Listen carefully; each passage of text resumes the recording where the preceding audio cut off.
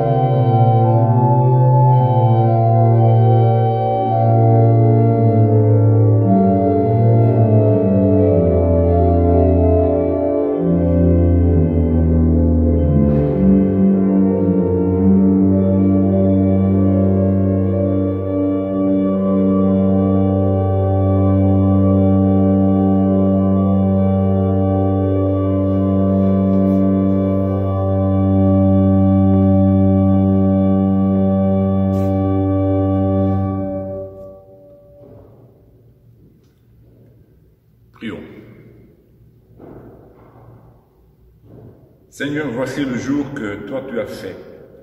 C'est un jour de joie pour ton Église. Oui, donne-nous aujourd'hui ton Esprit Saint, qu'il se saisisse de chacun, de chacune de nous, et fasse toutes choses nouvelles. Par Jésus-Christ, notre Seigneur. Amen.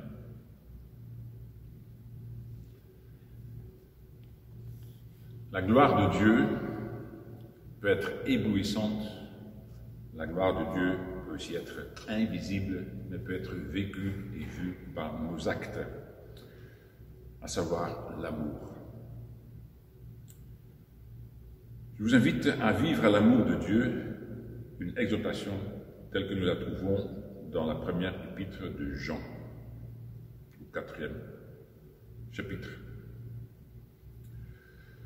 Très chers amis, aimons-nous les uns les autres, car l'amour vient de Dieu. Toute personne qui aime est enfant de Dieu et connaît Dieu. Celui qui n'aime pas ne connaît pas Dieu, car Dieu est amour. Voici comment Dieu a manifesté son amour pour nous. Il a envoyé son Fils unique dans le monde afin que nous ayons la vie par lui. Et voici en quoi consiste l'amour. Ce n'est pas nous qui avons aimé Dieu, c'est lui qui nous a aimés. Il a envoyé son Fils qui s'est offert en sacrifice pour le pardon de nos péchés. Très chers amis, si c'est ainsi que Dieu nous a aimés, nous devons, nous aussi, nous aimer les uns les autres. Personne n'a jamais vu Dieu.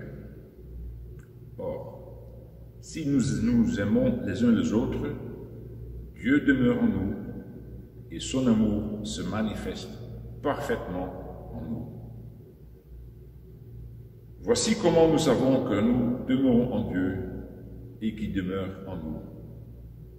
Il nous a donné son esprit. Et nous avons vu et nous témoignons que le Père a envoyé son Fils pour être le sauveur du monde.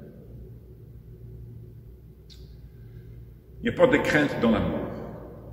L'amour parfait exclut la crainte. On craint quand on attend une punition, et donc celui qui craint n'aime pas de façon parfaite. Quant à nous, nous aimons parce que Dieu nous a aimés le premier. Écoutons maintenant de la musique méditative. C'est une improvisation de nouveau, un scherzo improvisé, s'appelant l'eau vivifiante.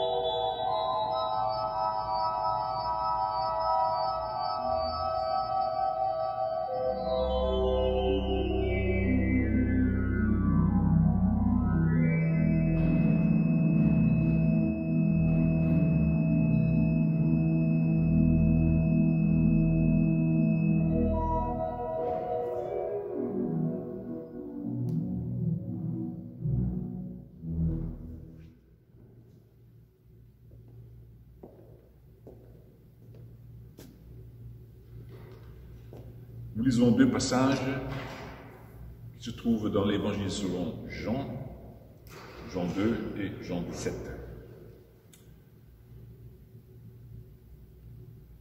Jean 2, le verset 1 à 12. Or, le troisième jour, il y eut des noces à Cana en Galilée. La mère de Jésus était là. Jésus fut aussi invité aux noces avec ses disciples.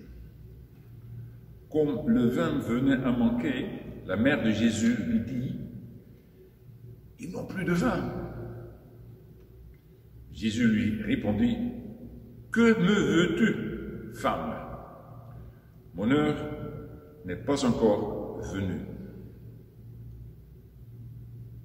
Sa mère dit au serviteur « Faites tout ce qu'il vous dira. » Or, il y avait là 6 jarres de pierre destinées aux purifications des Juifs et contenant chacune une centaine de litres. Jésus leur dit, remplissez d'eau ces jarres. Et ils les remplirent jusqu'au bord. Puisez maintenant, leur dit-il, et apportez-en à l'organisateur du repas. Et ils lui en apportèrent. L'organisateur du repas goûta l'eau changée en vin. Ne sachant pas d'où venait ce vin, tandis que le serviteur qui avait puisé l'eau le savait bien, il appela le marié et lui dit, « Tout homme sert d'abord le bon vin, puis le moins bon après qu'on s'est enivré. Mais toi, tu as gardé le bon vin jusqu'à présent. »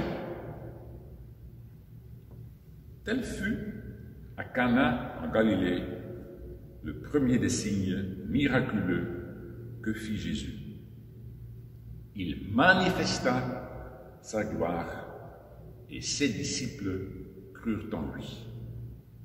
Après cela, il descendit à Capernaum avec sa mère, ses frères et ses disciples, et ils ne restèrent que peu de jours.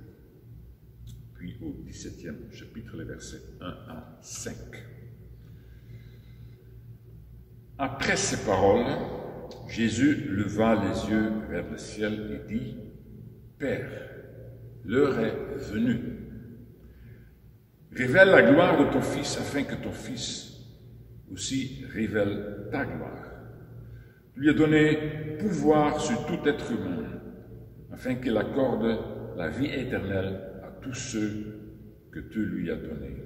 Or, la vie éternelle, c'est qu'ils te connaissent, toi le seul vrai Dieu, et celui que tu as envoyé, Jésus-Christ. J'ai révélé ta gloire sur la terre.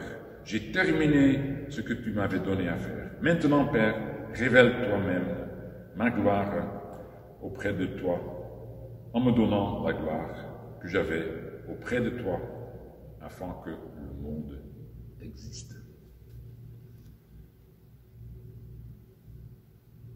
Écoutons maintenant la mélodie du numéro 61-63 de notre recueil. Alléluia. Je mets mon espoir dans le Seigneur. Je suis sûr de sa parole. Je mets mon espoir dans le Seigneur. Je suis sûr de sa parole.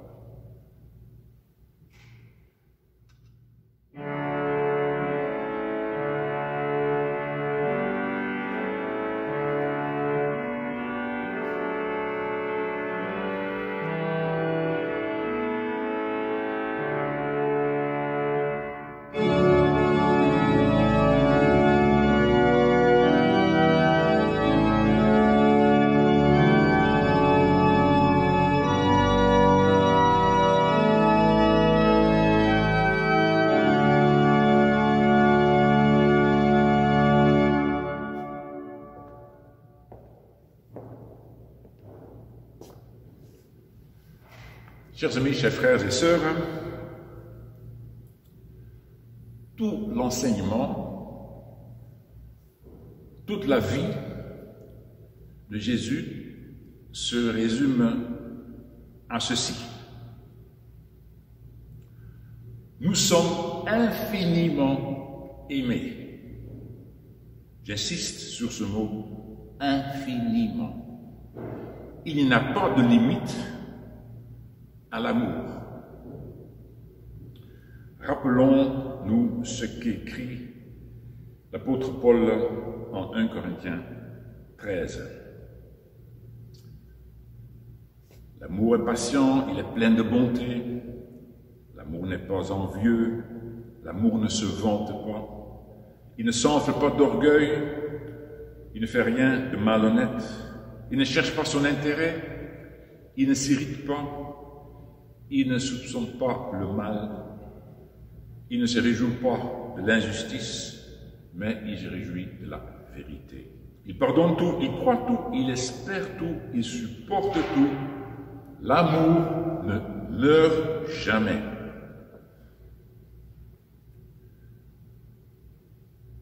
Oui, chers frères et sœurs, chers amis, nous sommes infiniment aimés de cet amour-là qui ne meurt jamais.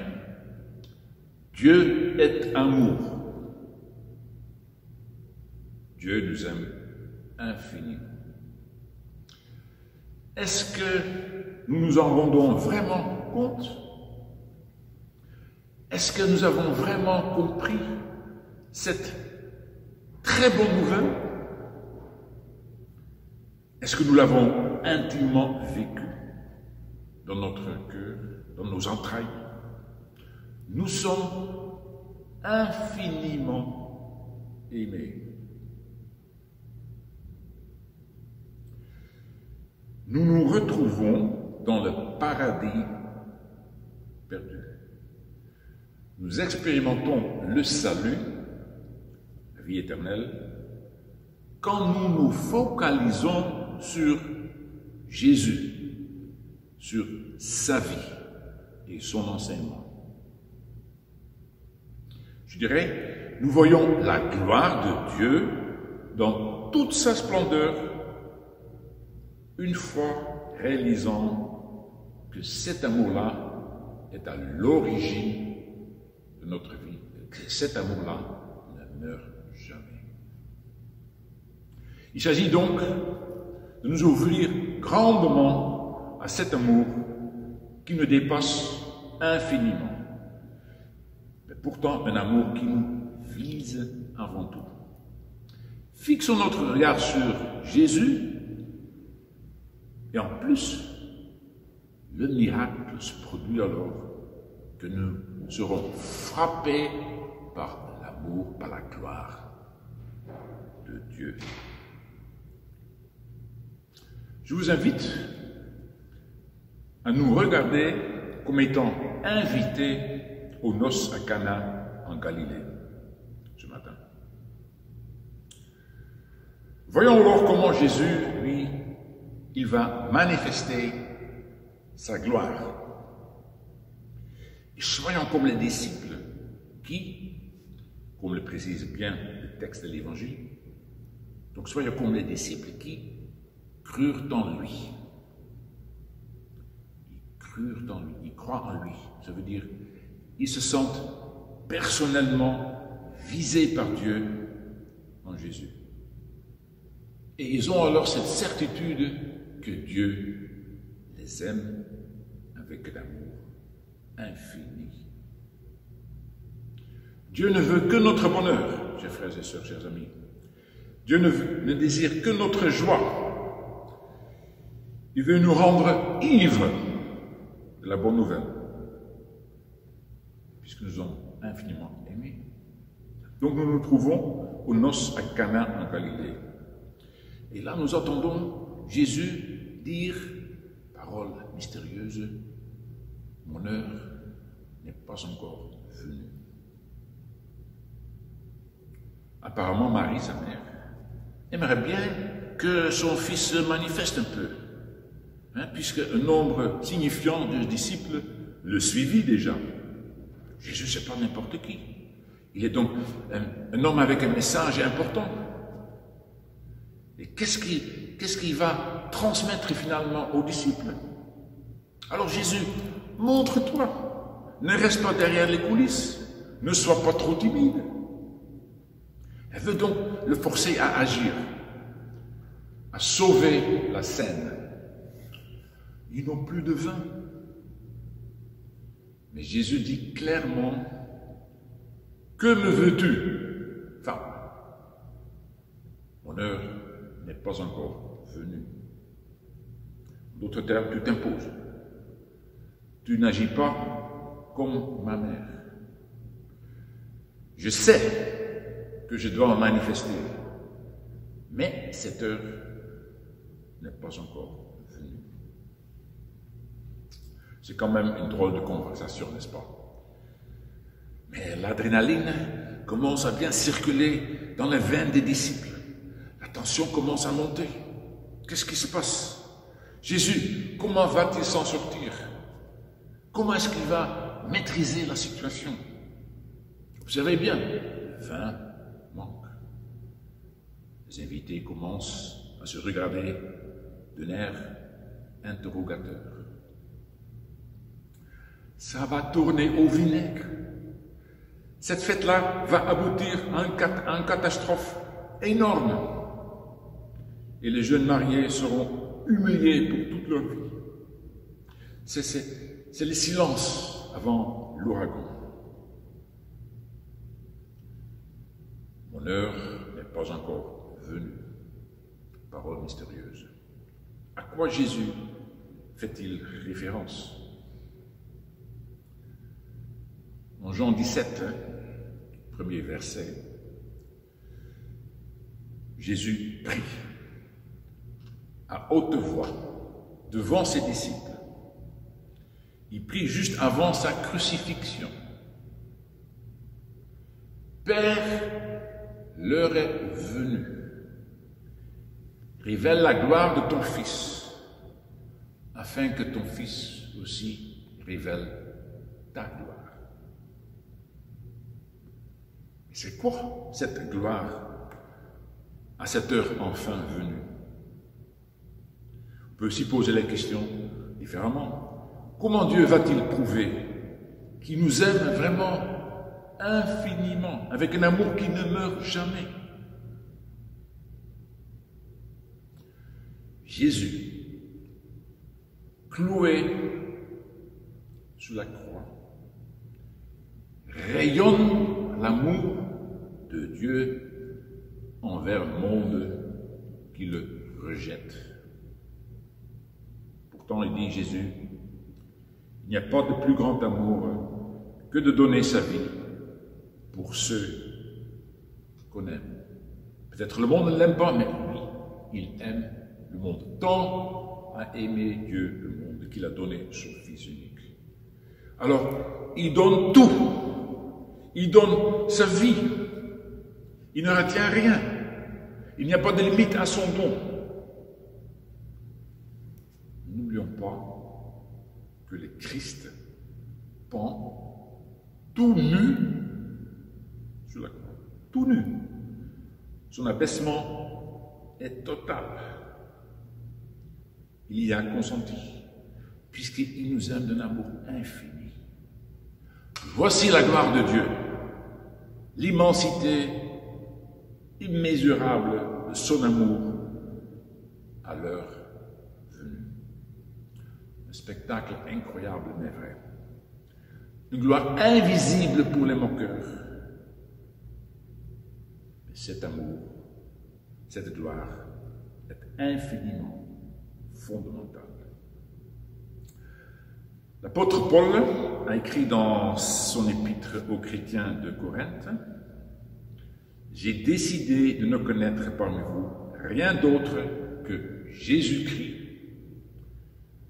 et Jésus-Christ crucifié. » La gloire de Dieu, son amour s'est manifesté pleinement au vendredi saint. Un amour qui ne meurt pas, comme cela a été prouvé 3 jours plus tard. Mais nous nous trouvons maintenant encore à Cana en Galilée. Et là, Jésus, le texte dit clairement, Jésus manifesta sa gloire et ses disciples crurent en lui. Qu'est-ce qu'ils ont vu, en fait? Qu'est-ce qui les a impressionnés tellement? Notons les coupes vides. Sur les tables, ces coupes vides qui se multiplient. Et les serviteurs de la fête s'éloignent des tables. Ils ne peuvent plus servir convenablement pour les invités. Et l'organisateur du repas a l'air très inquiet et nerveux. C'est dans l'air. Quelque chose de dramatique est en train de se produire. Ce n'est pas le ciel sous la terre pour les mariés, ces noces. Ce sera pour eux l'enfer, la honte pour toute leur vie. Mon heure n'est pas venue. Ça veut dire presque laissez-moi tranquille. Mais regardez Marie, la mère de Jésus. Elle n'abandonne pas ses efforts. Là, elle a compris son rôle et sa place. Avant les disciples, elle croit fermement en lui. Puisque là, quand même, il vient de confirmer qu'à un moment donné, viendra son heure. Le Fils de Dieu, Jésus, va sûrement manifester qu'il est réellement. Le salut d'Israël et de toute l'humanité va venir inévitablement. La mère de Jésus nous avance sur le chemin pour pouvoir vivre et percevoir la gloire de Dieu. Marie ne sait pas exactement ce qu'il peut mettre son fils, mais il le peut. Il ne détient pas seulement le pouvoir de faire ceci ou cela. Il est le pouvoir. Elle le sait. Elle y croit avant les disciples. Comment pouvons-nous arriver dans notre vie de nos jours, comment pouvons-nous arriver à savoir que Dieu nous aime d'une manière infinie? Comment pouvons-nous voir la gloire de Dieu, Jésus? Marie parle aux serviteurs, que je m'imagine qu'ils se trouvent quelque part ensemble dans un angle de la salle. Elle leur dit avec une certaine autorité, écoutons-la alors, suivons-la alors. Elle dit, faites tout ce qu'il vous dira. Puis elle se retire. Jésus parle aux serviteurs. Eux, docilement, font ce que Jésus leur prescrit. Et là, les disciples ont dû voir le choc énorme sur les visages de ces serviteurs. Regardez-les bien. Ils sont toujours sous le choc, frappés d'un étonnement total. Parce que là, il est bien marqué dans le texte. L'organisateur du repas goûta l'eau changée en vin, ne sachant pas d'où venait ce vin, tandis que les serviteurs qui avaient puisé l'eau le savaient bien. Alors là, pas là, Marie, etc.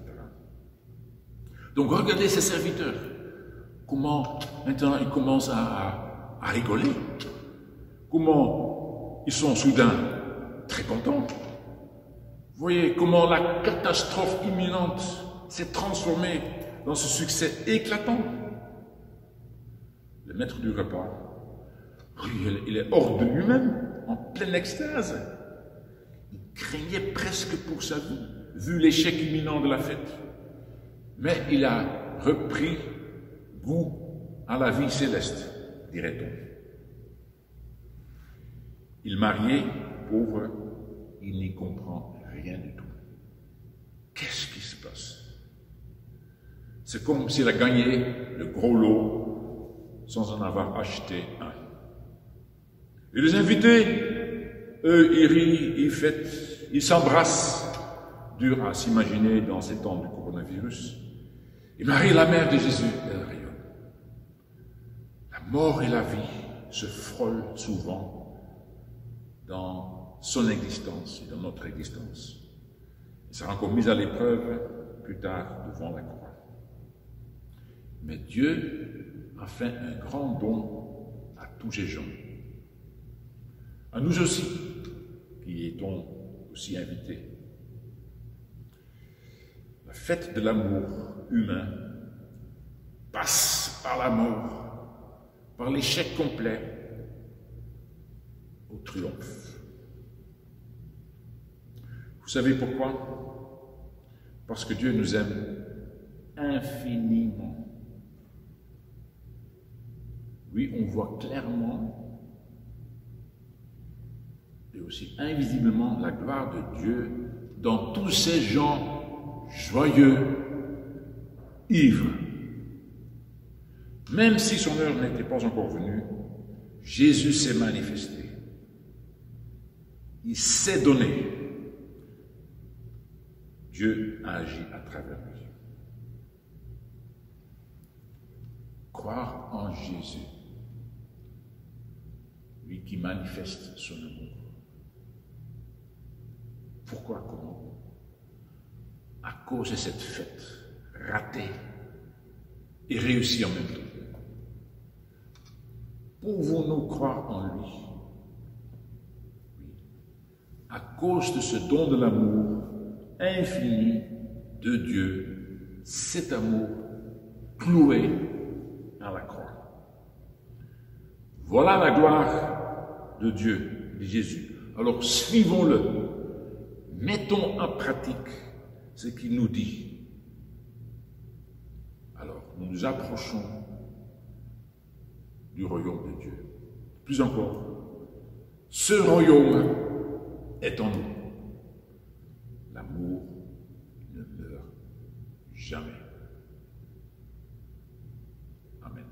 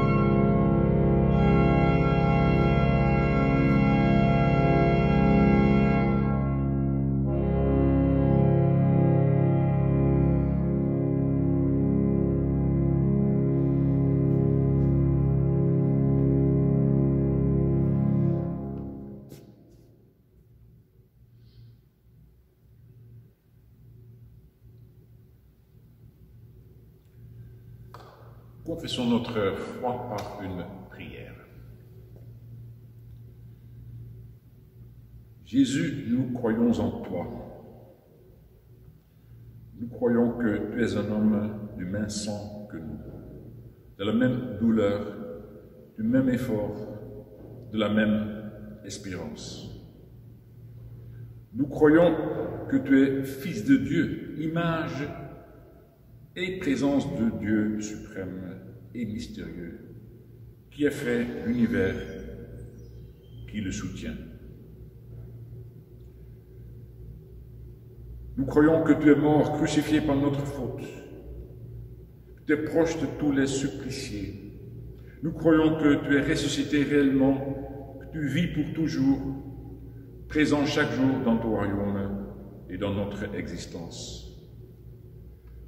Par toi, nous croyons que le Dieu infini est pour nous un Père plein d'amour. Par toi, nous croyons que l'Esprit de Dieu agit sur la terre, assemble les croyants. Nous annonçons notre résurrection et le renouvellement du monde. Merci Seigneur, notre Père Céleste, pour ce matin, pour ce culte, que par ce que nous avons attendu, vu et vécu, que nous ayons pu voir ta gloire, que nous ayons pu grandir dans la foi, dans l'espérance, mais avant tout dans l'amour. Fais que nous puissions nous faire submerger par ton amour qui ne meurt jamais. Fais que ton amour nous anime dans nos actes et dans nos pensées. Fais que nous ne disions pas trop vite « cela n'est impossible », mais que nous fassions plutôt confiance à cette parole de Christ. À toi, tout est possible. Seigneur, tu tiens le monde dans tes mains. Sois ainsi, Seigneur, avec tout ce qui se passe dans notre monde, ici près, aux Pays-Bas, aux États-Unis, en Chine, en Israël. Seigneur, merci que ta gloire s'est manifestée à la gloire. Merci que ta gloire va encore se manifester dans toute sa splendeur, visiblement pour tout le monde, au retour de ton Fils Jésus-Christ. Nous te prions maintenant pour tous ceux et toutes celles qui nous sont chers, qui ont besoin de ta force, de ton accompagnement. Nous les nommons dans notre prière en silence.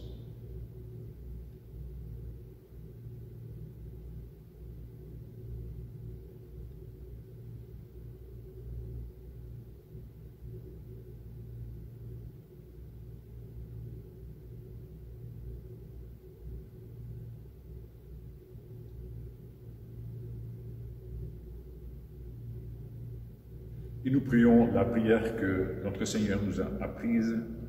Notre Père qui es aux cieux, que ton nom soit sanctifié, que ton règne vienne, que ta volonté soit faite sur la terre comme au ciel.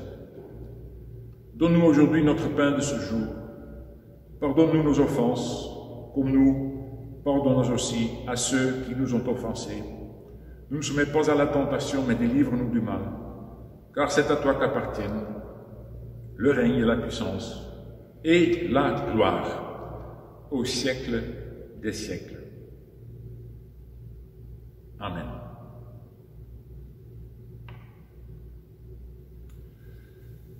Si vous avez reçu par courriel notre livret liturgique, vous voyez les conditions à remplir pour pouvoir faire un don par Internet.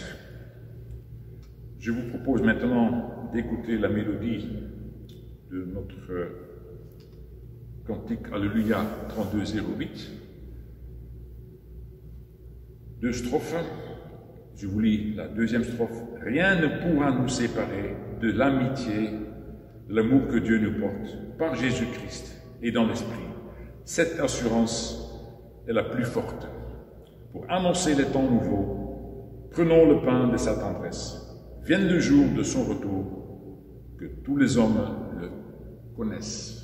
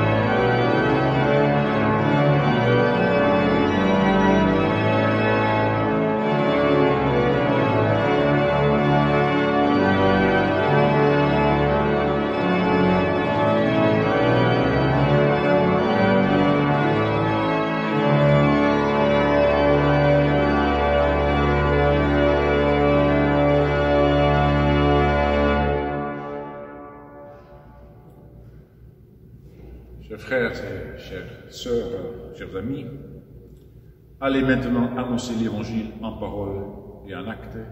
Ayez le souci de la justice, de l'amour et de la paix. Allez avec la promesse de rencontrer Jésus-Christ parmi les plus petits de nos frères et de nos sœurs. Dieu vous bénit et vous garde. Dieu vous procure sa grâce. Il tourne sa face vers vous. Il vous donne sa paix. Amen.